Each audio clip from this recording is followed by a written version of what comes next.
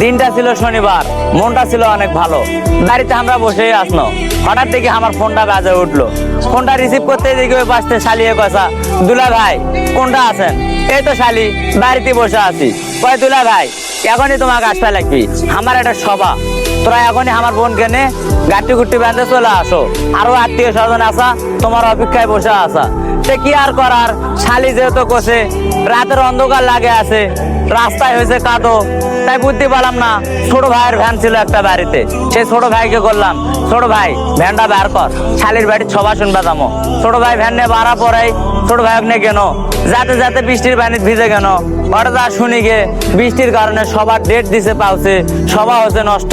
আমার মনত লাগলো কষ্ট, মেলা শালি শুলে আসলো আত্মীয় স্বজন, শিলার সঙ্গে রাত্রেবেলা আড্ডা দিন দিয়ে সকালবেলা ওটা শালির বাড়িতে গরু গোস্ত যে ভাত খাতা, শালি আরো বিদায় টিদায় জানে। এই যে আমরা বাড়ি চলে আনো, আর আমার ভিডিওটাও এই পর্যন্তই ছিল নাকি।